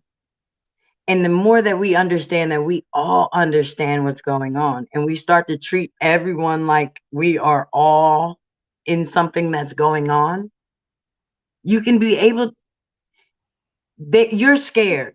Okay. And the cop is scared. You know what I mean? The cop is scared. We're all scared. So the tension is. I got the answer. Here we go. We're going to de-escalate. Okay. All right. So this is something that I was told. When you got to have your license and registration. Before they get up to the car, you got to have that. When they come, only crack your window down a little bit, enough for you to pass your stuff through. Right? You don't have to have your window all the way open. You don't. Just enough for you to pass stuff through. And just be cordial. Yes, sir. And answer with yes, ma'am. Be polite. And look, but my point is to have your phone on your dashboard and have that thing with the 911 ready to be dialed. And if it starts to escalate, just hit the button. That's when, because you're unsafe, you feel unsafe. And that's all I'm saying is that they are supposed to protect, they're public servants. They're supposed to protect the public. They're supposed to serve the public. And not all officers are bad. I mean, there's probably out of 100 officers, 99 of them are just awesome. They're doing a great job. They love their families. They love their communities. It's just that one in the bunch that gets the bad rap and gets the news and makes everybody so mad at cops, which is unfair. It's completely unfair. But we still need to keep the middle class safe, and we need to talk about ways to help keep the middle class safe in every environment, not just when you get pulled over by a cop. You know, in every situation, women, I mean, I've heard stories of women walking around stores and being followed by men because the men are trying to snatch them in the parking lot, right? So if you're alone and that's happening, you feel like you're being followed, you need to go to the store manager. You need to say, this man is following me, or these men are looking at me and I'm feeling uncomfortable. Can you walk me to my car? Right? So there's a lot of different situations and scenarios that are impacting the middle class that we have to educate them on their choices so that they can be empowered to do more. All right. So Marquis has a public service announcement. Let's go, Brother Marquis. As you know, I live in the fringes and I pay attention. I pay attention to things that I guess average people won't necessarily pay attention to. But with everything that's going on, we have to realize that we are energetically charged by our environment. So we have to guard against what we see. We have to guard against what we hear. And therefore, we have to guard against anything that we want to say because we can then damage somebody else. So with all of this negative charge happening around especially here in the United States, we have to be very mindful that we are not, or we don't allow ourselves to get caught up subconsciously in that attitude. Because again, if a cop pulls you over, some people are automatically standoffish. Right. And because of what's happening right now, people are afraid, and then other people are standoffish, and then the cop who is only doing their job, they have to now be even more vigilant. And so everybody's amped up and nobody's done anything yet except for get pulled over. And so by the time you do have a person-to-person conversation, you've already lost the humanity because of the overriding negative energy that is being brought out into the atmosphere. But go on, Steve. That's good. So the key is that you got to know your rights. You have to know your rights. So what I want to do with this show, I think in our show notes, we need to have a link to the rights of a person if they're getting pulled over by a cop. Some instructions on your rights, the things that you should say, the things that you should do, and how you should do them, because that way we empower the middle class to protect them in that scenarios. I think that would be a responsible thing to do. Thank you, Adrian, for making the point. You are correct. I think. Whatever the biggest thing is, I've always taken this, and this is something that I had to take growing up. I grew up in a predominantly white neighborhood. Like my mascot was a life-size man on a life-size horse wearing a sheep. They called him the Galloping Ghost. Oh, okay. You scared me for a second. All right. I'm with you. I'm so serious. But this was my mascot. So this is how I grew up. So the things that we're dealing with right now in the world today is how it was instilled in me as a child. Now, a lot of people may say it was brainwashed, whatever the case, it was survival in my mom's world to teach us how to be raised. The one thing that we've always stood on is regardless of how it happens, you will always be able to talk about it tomorrow. What does that mean? You gonna live through it? Handle what it is. If they got a problem, whatever, you're getting pulled over, you're getting a ticket, whatever the case may be. However it's going down, let it go down, let it be done. And then report it in the morning. And it will be handled. And it will get handled, because then it has no choice. Because a police officer's job is to protect and to serve. And as long as we maintain that, you will always become that citizen. So if you make it through the night, you have every right to fight like the Dickens in the morning. Okay. And I know that doesn't rest with a lot of people. No. You talking about make it home. As a kid, from my own protection. Hey, look, I used to hang out in the streets. What you're saying makes sense to me. You talking about, look, make it home. Make it to the house and deal with that in the daylight. Not at night. I'm with you on that. That's why I'm still alive. So I'm with you on that. You got to as much as possible, try to stay alive every night. Don't be messing around with folk got guns. All right. So and respect all forms of authority, because we're the middle class. We want to be the right example. We want to set the right example. All right. For you guys who are watching this show and don't know what in the world we're talking about, we are the People's Congress, and we have our representatives from all over the country standing up and standing up for you, standing out and standing up for you, and giving information that you can use to help your family be empowered. All right. So we are going to go to Maxine for the next story. Hey, there we go. USDA issues pandemic flexibilities for schools and daycare facilities through June 2022 to support safe reopening and healthy, nutritious meals. All right. That's a good thing. I like that. Yes. So they're putting, as they say, the money where the mouth is. So the U.S. Department of Agriculture today issued a broad range of flexibilities to allow school meal programs and child care institutions across the country to return to serving healthy meals in the fall of 2021. Wait a minute, we talking about school meals? That's right. Did they say healthy meals? Healthy. Oh, come on now. Let's feed the kids good food. I'm down with that. I was going to say something else, but yeah. Let's go. Okay. So they're talking about, of course, fruits and vegetables, they're making sure that they add that to the menu. Oh, that's great. And they want to ensure that it's for all children, not just some children. Oh, good. That's awesome. There's some kids that's the only meal they get in the day. Exactly. Oh, yeah, I'm down with that. So they're talking about whole grains. They're talking about sensible calorie levels. Okay. I think about that when it comes to nutrition and things like that, and what sometimes we have to take into consideration those fruits and vegetables and the whole grains and sensible calories, because if we feed them all this sugar and all these carbs and we expect that child to sit still and learn, it's not going to happen. They're going to go up and crash. They crash. It's up, right, and then they crash. But if we give them those healthy meals and their bodies can handle it, then they're cognitive, they're awake, they're in tune with what's going on. So I love the fact that they're finally putting some emphasis on healthy meals and not all these sugary, fast food type meals for the students. That's good. That was pretty good, because they're preparing for the kids to go back to school. The schools are opening, so why not start concentrating on the meals in which they're going to be eating? I thought that was good. Very good. That's a great story. Thank you so much for picking that story out. Now let's do a poll. I want to do a poll because you took me back a bit to Baker Elementary in Richmond, Virginia, where I went to school, elementary school.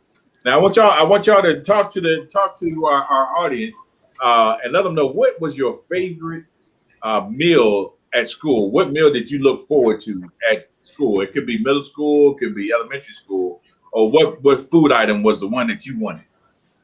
Who's up first? Kevin, you got yours? Yeah, I think I do. I was just trying to think of it real quick. I think it was, if I remember correctly, they had pretty good pizza back then. Yes, they did. Yep, pizza's on the top of that list. Yeah, pizza was all right. Good. Who's next? Tonya, what you got? That's what I was gonna say. Friday when they had the pizza. Hey, that's good. My mom worked at the schools in the cafeteria, so a lot of times, a lot of times. Man, if my mom worked in the cafeteria, I would have been hooking people up. I'd have had my own side hustle in elementary school. I ain't even playing with you. For real. All right. So look, we're gonna play a little game. Because I realized something. We got 9 squares right here. We got 9 squares, so we're gonna see if we can get 3 in a row. So right now we got 2 pieces. All right, Maxine, what you got? Well, remember middle class. So my mother we couldn't buy lunch. We had to take our lunch. But one of the things I always wanted was the breakfast. And we couldn't even get the breakfast because we fell into middle class. And I always wanted the cheese toast. Oh. I couldn't get it. Dessert with your lunch? Yes. You should have been my friend. I'd have hooked you up. I'd have found somebody that had that sweet tooth, and I'm like, look, you better get Maxine's dessert. Oh, she wanted that cheese bread, and you would have got that. Yes, the moon pies were my favorite. See, yeah. You should have came to Baker Elementary. All right, let's go to Vicky. Vicky, what you got? You know what's actually really interesting, Maxine? I know you said 3 in a row. When I was in elementary school, it was a little cheese bread, and it had like a marinara dipping sauce in it. It was called like Italian Dunkers. It had and it was just like a cheese bread, and it just had some sauce. So I'm going to go ahead and say cheese toast, cheese bread, just like Miss Maxine. All right, so let's go to Adrian. I guess I'm all the way crazy. I love tater tots. Tater tots. Yeah, tater tots. There was this. It was like the white bean soup or something. Like they used to call it. Like it was some kind of bean soup. Later on, I realized that it was like the same white chicken chili soup. As I grew up and I seen it, it was like, oh my God, this is the elementary school soup. But I like the tater tots. I was big on tater tots and what is that? The veal parmesan without the red sauce. Girl, we ain't had no parmesan. We was in the ghetto. What in the world are you talking about? All right, Jerome, what you got? I went to a predominantly white school. I can tell. I'll take the chicken cordon bleu today, please. All right, Jerome, what you got? Because I grew up in the inner city, we weren't poor. We were so. We were so No broke R. before no R. So I got free lunch. My problem and trauma with the food in school was the milk and cookies. Because when I came to elementary school, Marquis led that. And the first day I was there, the kindergarten teacher told my mother on his first day, he gets free milk and he gets free cookies. He needs to bring a nickel every day so he can get his milk and cookies. Wasn't no nickel. So I only got it the first day. And every day after that, I cried. So I don't want to talk about this because this brings up childhood trauma. All right, we're going to send you some milk and cookies, my brother. Woo, send that man a pack of cookies and a gallon of milk. Him downstairs. Let's do it. All right, Telly, our resident queen, what you got? So mine is probably different. I don't know if anyone's ever heard of it, but I think it was middle school, and they had this thing called traveling nachos. And it was really interesting. So what they did was take like a bag of Doritos, and they open it up, and they put like meat and cheese over it. And so I don't know why they call it traveling nachos, but it was the best thing ever. Between that and taco salad, it was the best. Has nobody ever heard of that? No? Yeah, I know. No, they serve that at the ballpark. They serve that at the ballpark. So you can walk around with it.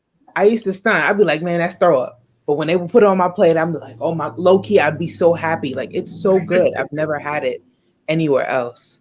All so right. Try it. Traveling. Good. All right, you right up there with Adrian. Now they make them in jail.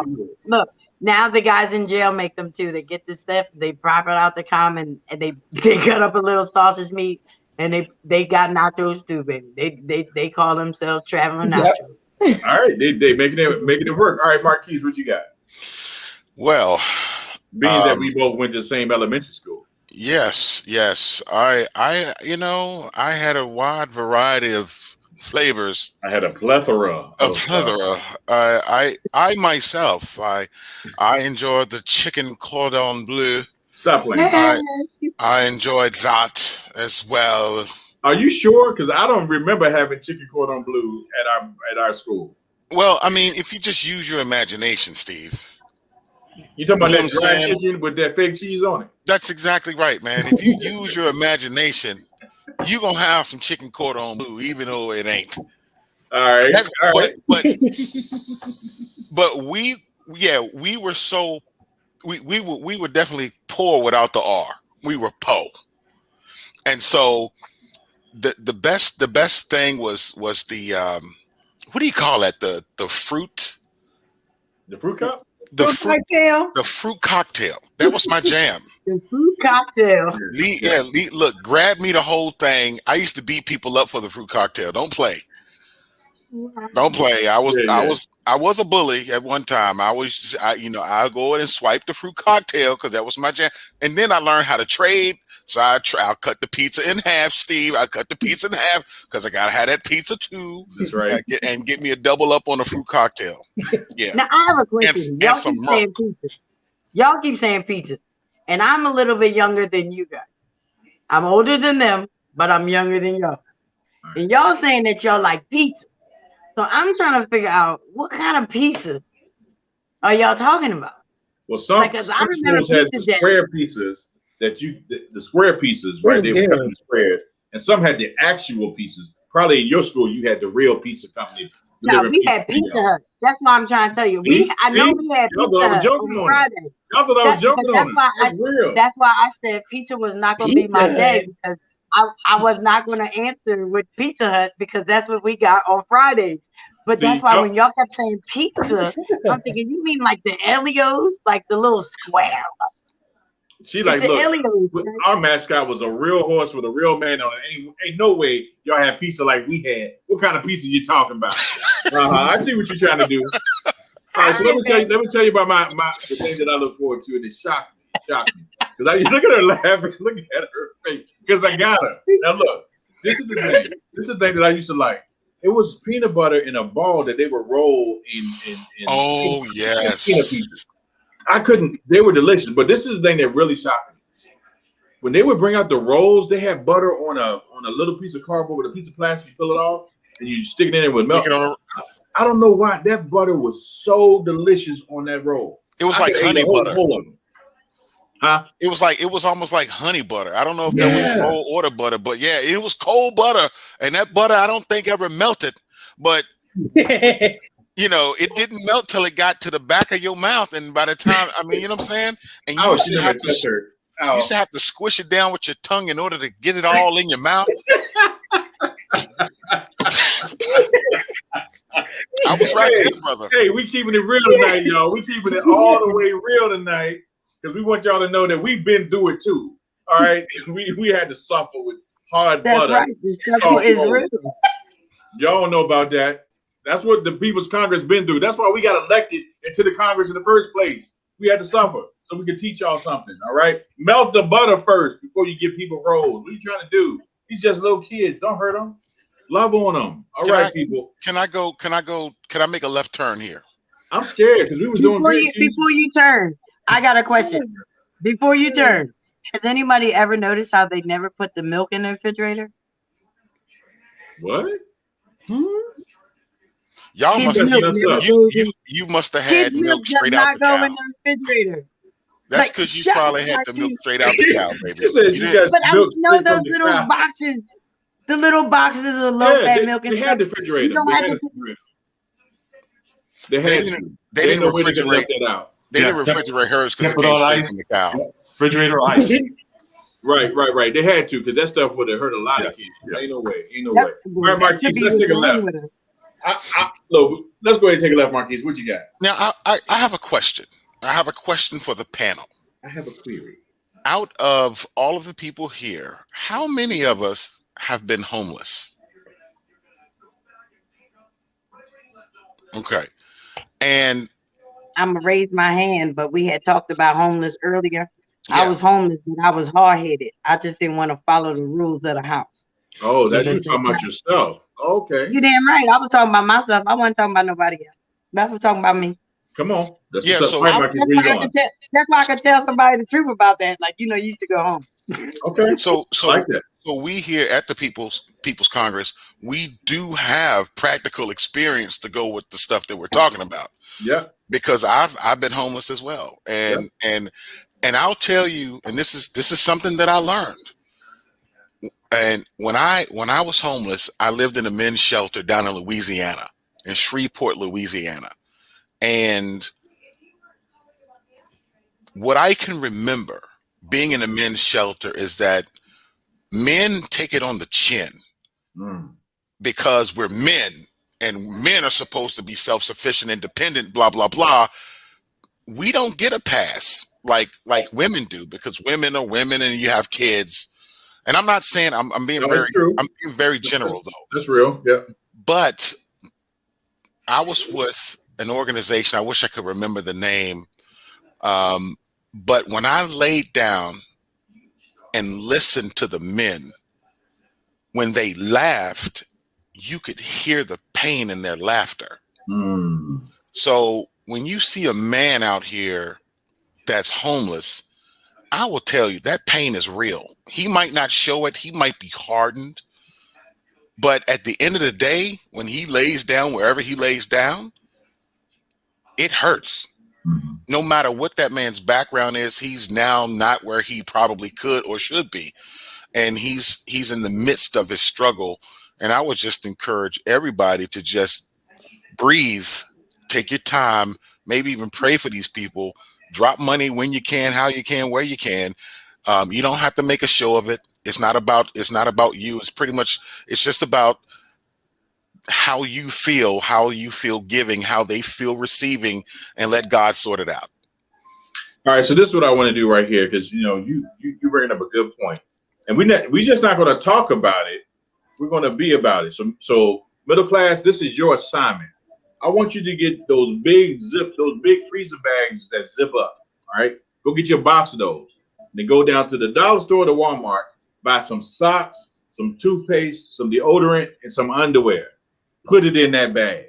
Put in some wipes and anything else that comes to mind, like Q-tips, whatever you want, and create a bunch of them. When you see somebody homeless, give them a care bag. Here, this is for you. They're going to be so thankful because I heard that socks and underwear are the two most needed things that homeless people need. So make it a project. That way you can just bless people and say, look, I'm a part of the People's Congress. We take care of our people. Here you go. And if you can find a nonprofit organization or organization that helps homeless people, slip their card or their information in the bag with them. Say, look, in the bag, this is who you need to call if you need help, and give it to them. And if you can remember their name, call them by their name the next time you see them and give them some dignity. Because these are humans too. They're people too. And they want to be cared. They want to be cared by you. That dignity goes a long way. When somebody recognizes you and humanizes you by calling your name, right, you will move their mountain. Just by that gesture of kindness. That's real talk. And it's unbelievable just how much humanity comes out when you can do that for them. In fact, that's powerful, guy. I was just thinking about, Steve, what you said. You could basically carry those things in your car, ladies and gentlemen, as you go around part of the city. Just have it in the car, in the trunk, ready to go. If you see a situation, stop. Be safe, of course, but you can just have it ready. That's perfect. Right. I like that. Hand it out the window. Don't give them money. Give them stuff that actually can help them. Yeah, that's look, good. We are the People's Congress. We want to do this for you. We're going to end right here, but I want to let you know, we care about our people, and we should. Every person that's on this Congress, every person that's watching this video, we should all care about the people we see. Why? Because those people could be us. And for many of us, and you've seen today, it was us. So we need to make sure that we're reaching out to each other, helping each other. And again, ATS empowers people to get educated, but Mexit is about raising them up to a level where they can exit together out of poverty, out of lack, out of their pain and their suffering. No one suffers alone. We are one community. And remember, the word community is 2 words: common unity. We got to come together. We got to be unified, and we have to make sure we love each other the way we should. But we'll see you guys on the next show. God bless.